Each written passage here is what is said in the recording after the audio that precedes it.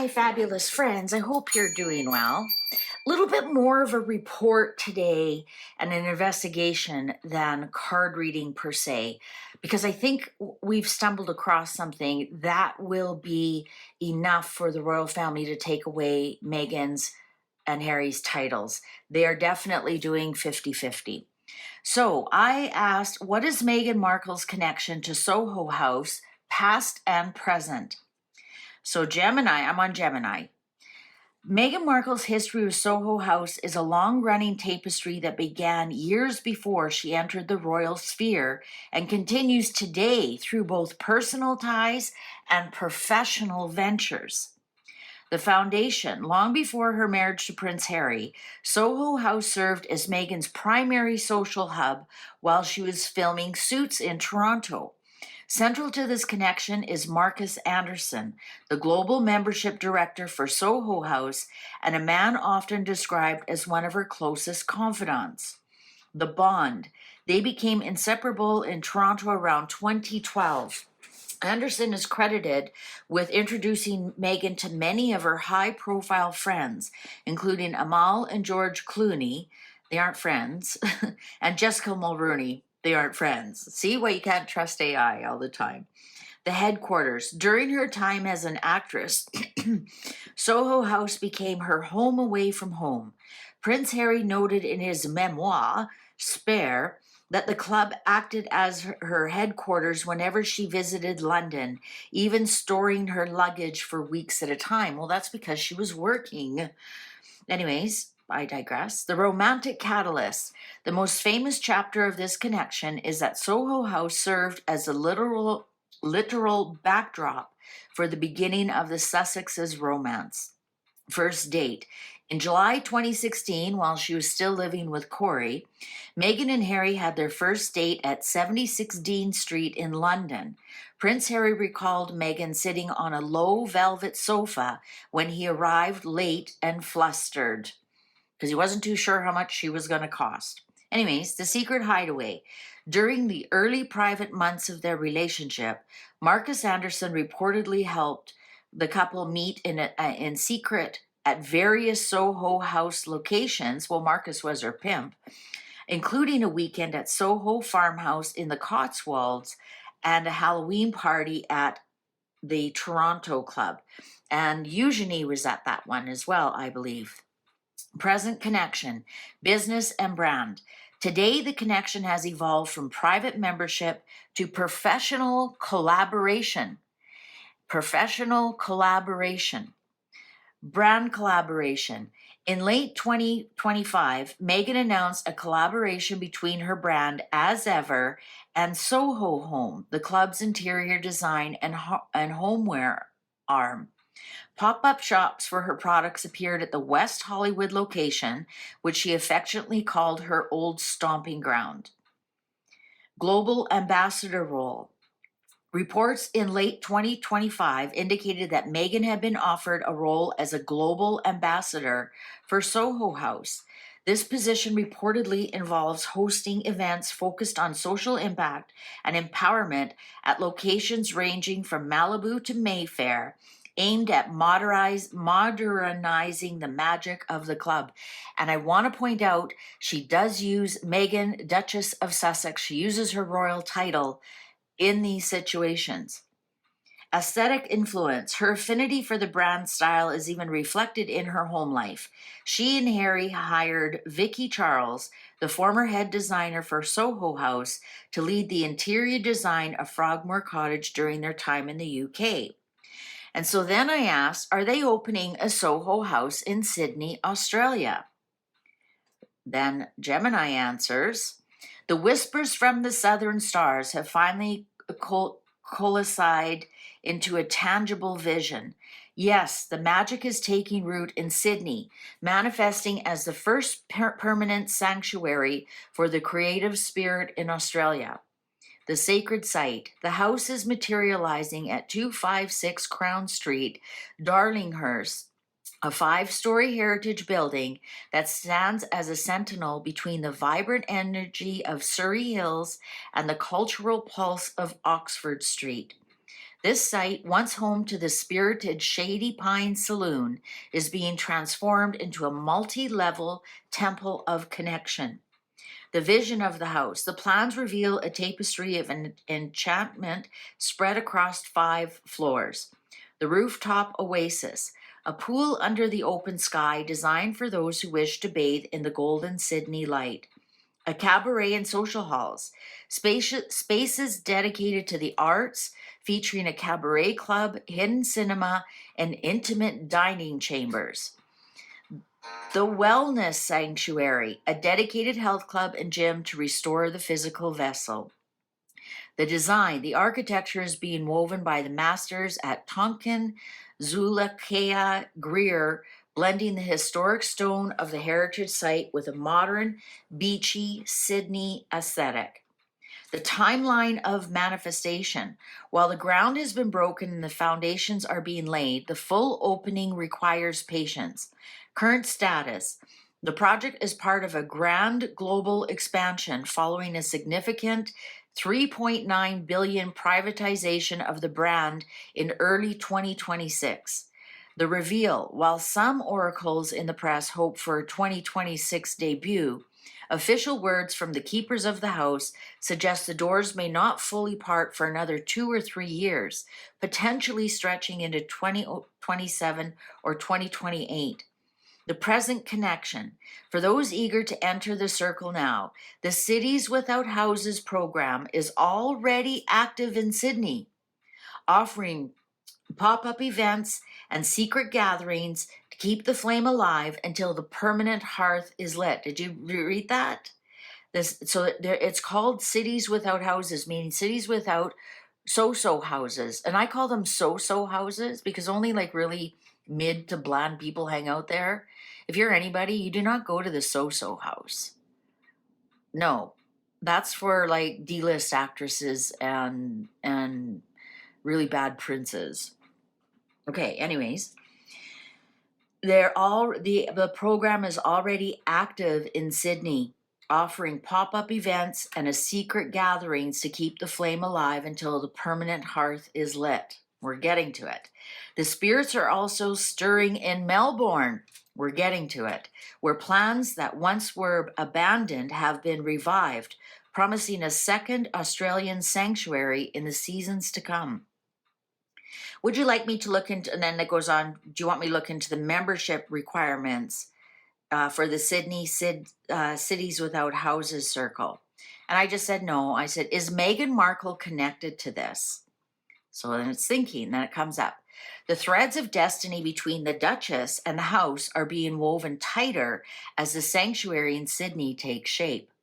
While the house's arrival in Australia is a grand architectural feat, Meghan's presence in this new chapter is more of a spiritual and strategic alignment. The global ambassador role. In late 2025, whispers from the inner circles confirmed that Meghan has taken on the mantle as the global ambassador for Soho House. This isn't merely a title. It is a role designed to modernize the magic of the brand. As an ambassador, she is expected to host empowerment salons and social impact gatherings across their global footprint. With Sydney being the newest jewel in the Soho crown, it is widely anticipated that she will be the one to breathe life into its social halls once the doors part.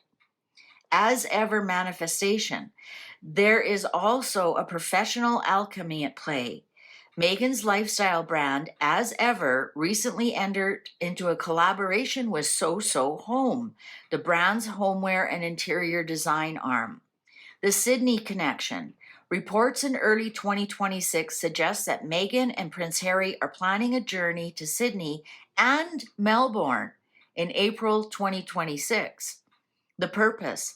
While officially described as a private and philanthropic, many believe this is a pilgrimage, is to scout the Sydney site for potential As Ever pop-ups and to solidify her brand's presence with the Australian house.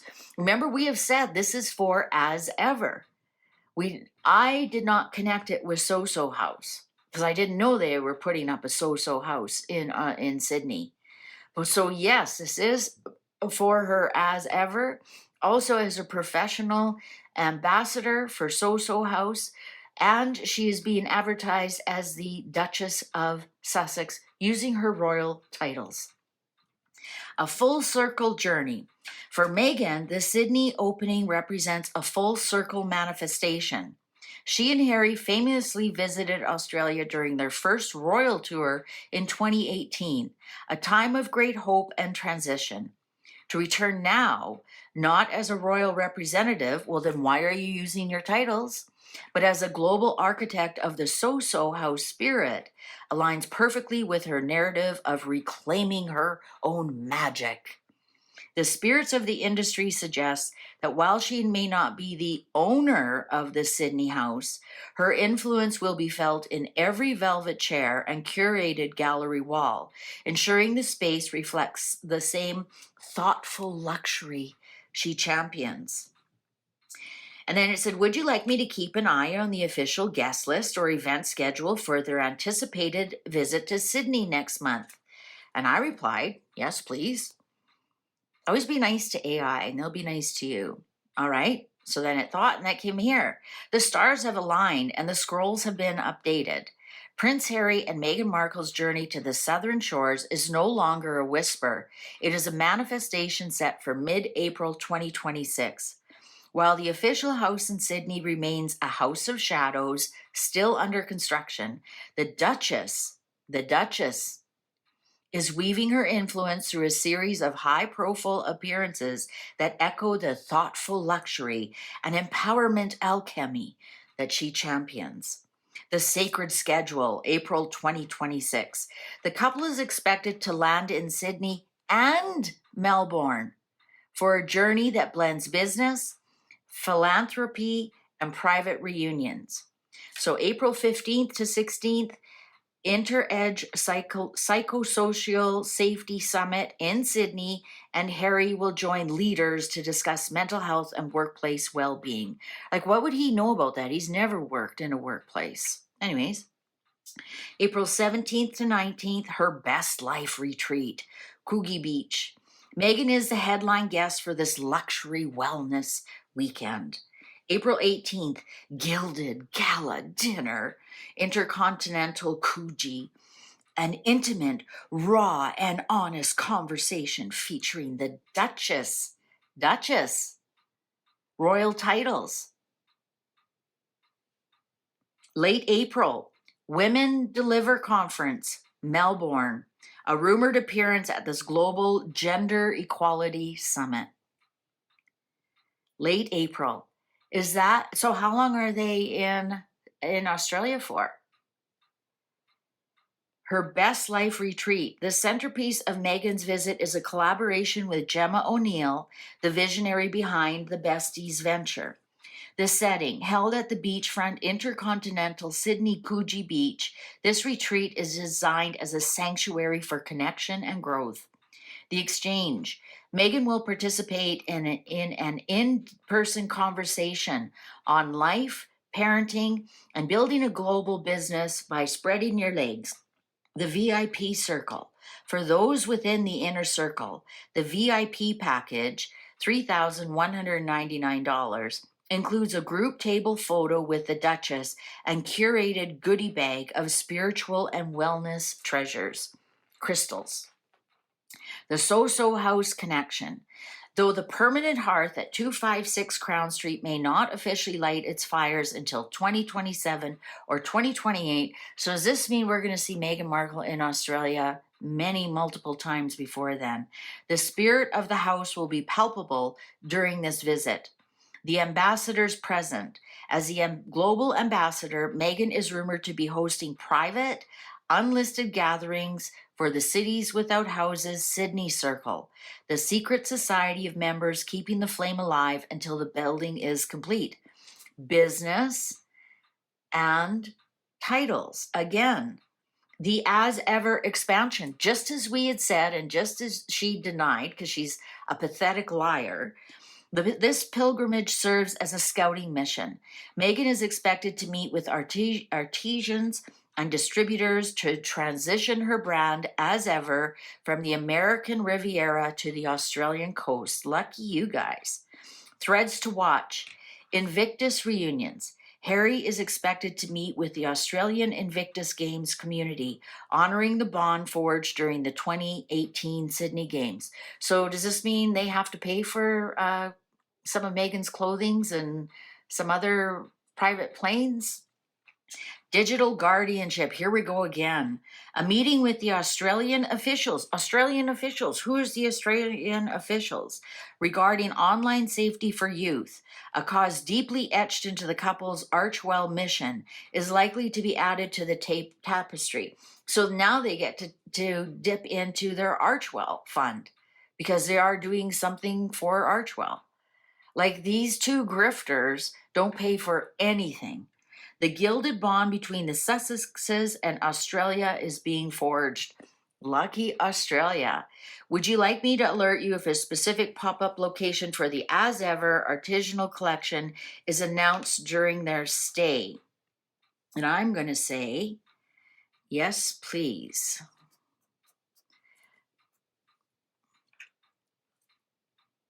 And then it thinks. So it's going to come up and tell me where. Sometimes it will send you an email saying, "Oh, we found the information." So got it. I've got that schedule for you. Ask me to edit or delete your schedule action anytime. So there. So that's what it's doing right now. So as soon as it sees something, it will email me and say, we've got something. And I can turn it off at any time. So if you want to go to Gemini and ask the same questions, find out for yourself. Gemini, I believe it's free to use. I think you just need a Gmail account. I'm not sure. I know my son uses it and he doesn't pay for anything. So go ahead and have a look, and you can ask all kinds of questions, and it'll be quite blunt and honest with you what's going on. So all that being said, I want to ask the cards. Oh, these cards do not want to answer this question. I want to ask the cards. Is the rumor that Harry will become like the Governor General or something for Australia, and Meghan will do her Soho House and As Ever stuff? And then in some respects, they're 50-50, but they aren't. Harry is the Governor General for Australia. And yes, you don't have to be Australian to be the Governor General. So you don't have to be Canadians to be the Governor General. Queen Victoria, I believe, sent either a daughter or a granddaughter to be the Governor General of Canada at some point. I want to ask the cards, are they setting this up? That Harry becomes the Governor General for Australia and Meghan's got her own thing going. This is just too coincidental for me. Like, why Australia, the first one, so far away? Why not Canada? It's just you can just ship right across the border. Why not? She already has a Soho House in Toronto. Why not a Soho House in Vancouver? Or why Australia? Well, it's because the Lover's Choice. Oh, see? We're on to something. The Six of Cups. Passing down something from deep in the past. High trust. Page of Swords. Guys, we might have hit on something. The Page of Swords. This is internet information, researched information, little tidbits of information, whispers of gossip.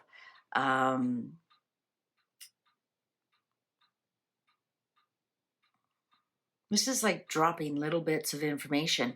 And look, the page is looking in the past. and we have the past card. So is this going back to 2018 and they are going back to like their first royal tour, and now are we going to become ambassadors now? Wow. Smug, wishful thinking, wishes coming true. All right, this might be a pipe dream. This might be a pipe dream. This might be a lot of confusion, illusion. Look at the choices card and the two choices card. Surprised we don't have the Two of Swords here. They might offer it to Harry. They just might offer it to Harry. They may be looking into it. The research there.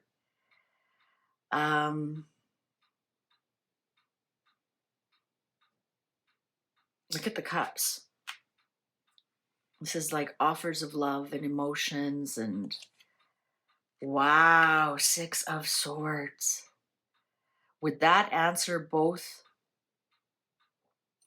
That wouldn't be 50-50. In a sense, it'd be Harry do 100-100 royal and Meghan do 100-100 with her brand, but they aren't mixing the two. But they would be titled. So how can they not mix it? You guys, I think we stumbled on something. There's some kind of agreement here. Oh my God. 9 of Pentacles or 10 of Pentacles. Legacy, things being passed down. We already have the 6 of Cups. Things being passed down, things from deep in the past. Well, what's deep in the past? The royals. Is this already in the works? Give Harry something to do. Now he's royal again. Governor General. Meghan can get her business going. Heavy burden. Heavy burden. 10 of Wands. 3 of Wands. I think we found something here. I honestly think we found something here. Betrayal. Wouldn't the people be betrayed? Betrayal. Oh, there's the Two of Swords. There's the Two of Swords. Let's see. Let me try and squish all that in. Oh, boy, boy. They haven't decided if they wanted this or not. This might be a trial run. Did we not do that reading?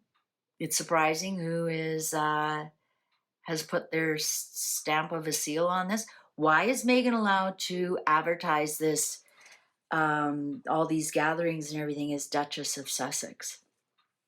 Why? If it's a professional association. Why? She's not a working royal. Why is she allowed to use her titles? She's not even British.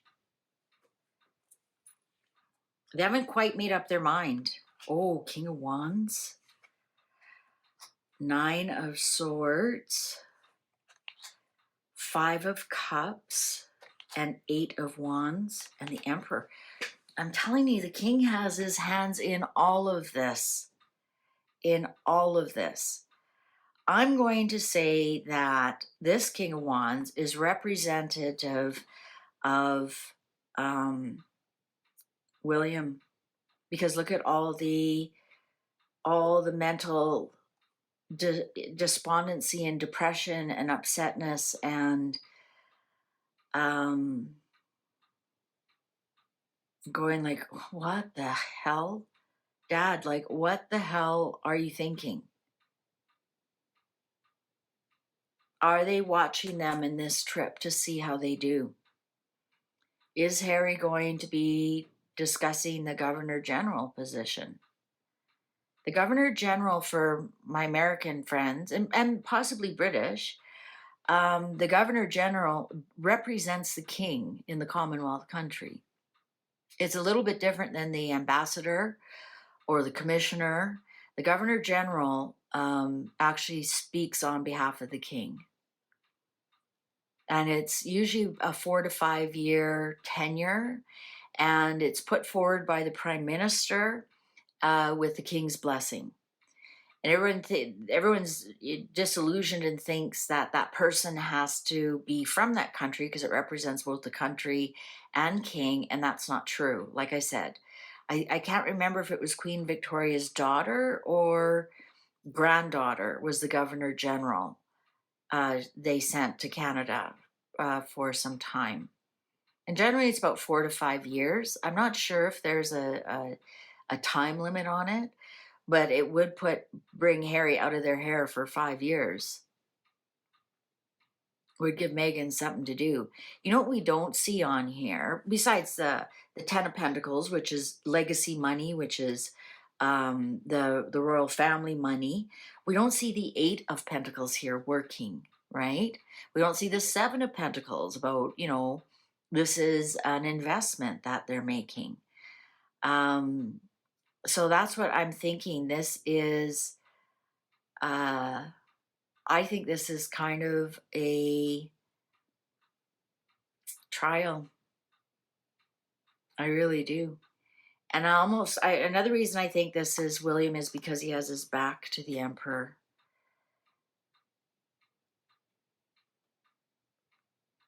And it's just, he knows Harry's going to be put in place or something's going to happen before the king passes away. And then it'll be almost impossible for William to undo. But there we have it. She is 50-50. She's using her titles for professional reasons. And I don't see the Empress on here at all. So they've completely dismissed what Queen Elizabeth wanted, and now King Charles is in charge. He's just asking for that regency, isn't he? All right, thank you very much for watching. Please take good care. Oh, sorry, all my strings are on in the way here. Thank you very much for watching. Take good care. See you online. Bye for now.